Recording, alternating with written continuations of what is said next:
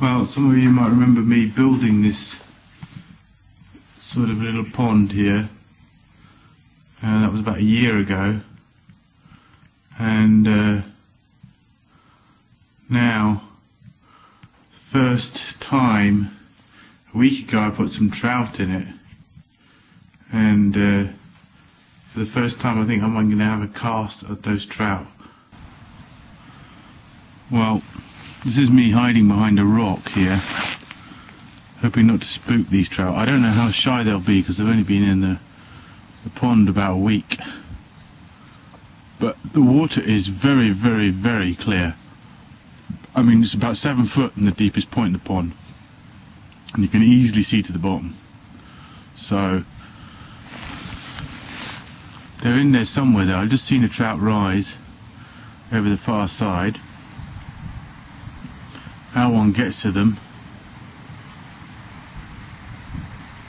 is anybody's guess. It's a bit windy. I've got a very long cast on, so it'll probably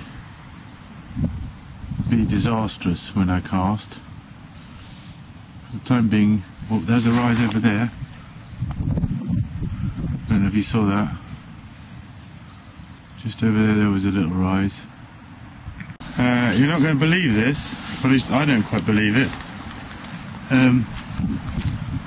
I have caught my first ever fish out of my own loch on the dry fly, believe it or not.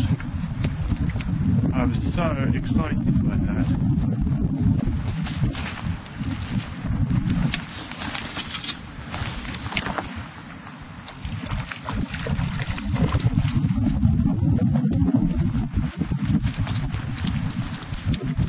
Look at that.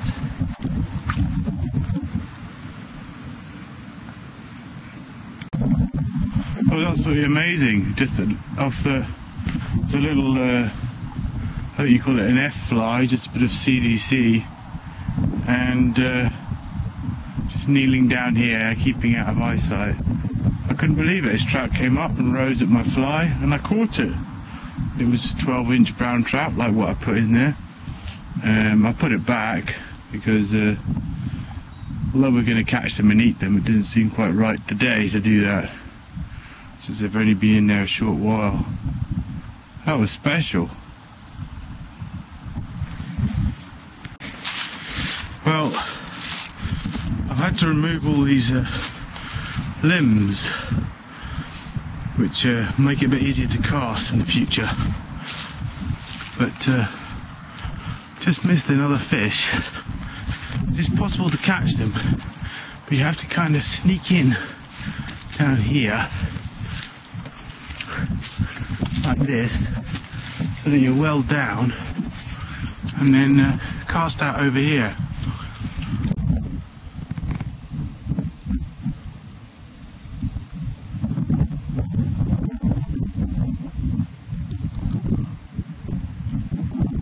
You probably just about see the fly drifting there.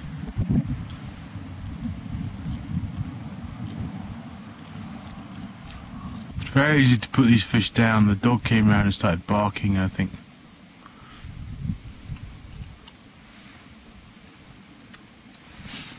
That could be it for a little while. This is fish number 2. Finally, I've lost it. I've hooked a few and lost them. Finally caught another one. They're quite wary little beasts, these. So I'm just playing him from well back.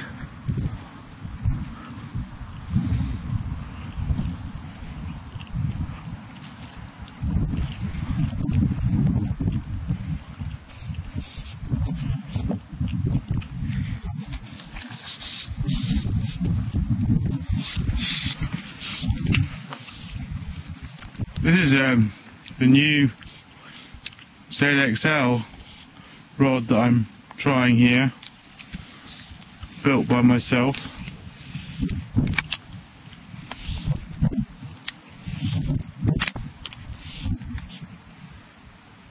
It's quite a fighter, this one.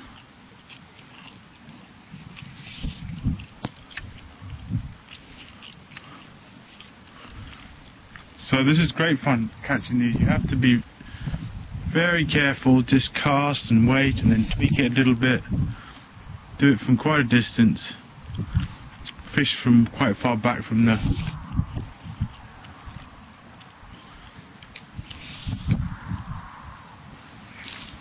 Look at that.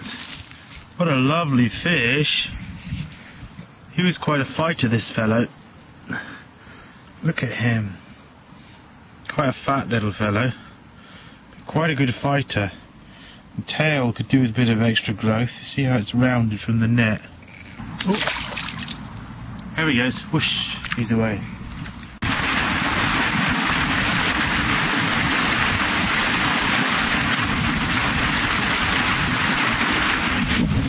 This is the world famous Supremo angling champion Ally Gowans, and he's being immortalised doing a video for the weblog showing how to cast.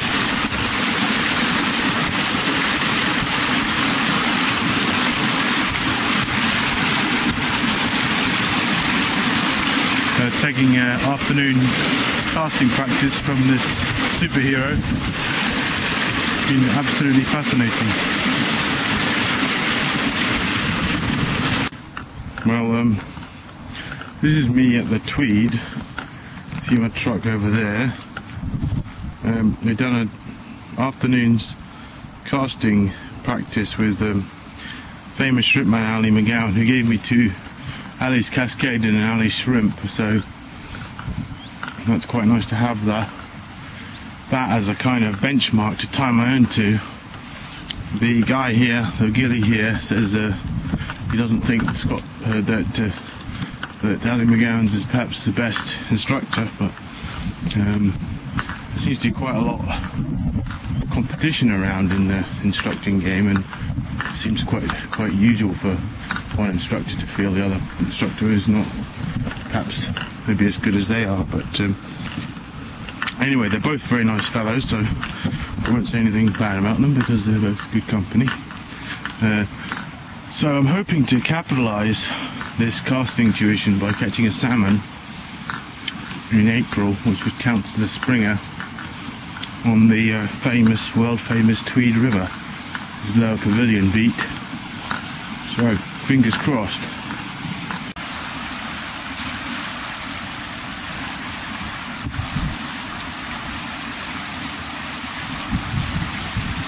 This is Clive, my dad, fishing on the Tweed. I've had a bit of casting practice with fishing legend Ally of the shrimp fame, and got given a couple of shrimps to base my own shrimp patterns on. Ally Gowans, that's the word. And now we're trying to put that to good use by catching a salmon on the Tweed.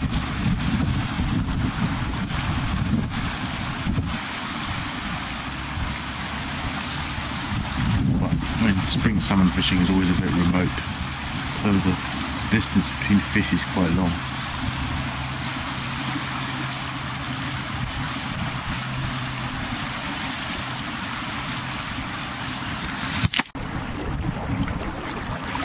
Oh, I just missed Clive rolling about in the water. That's pretty funny.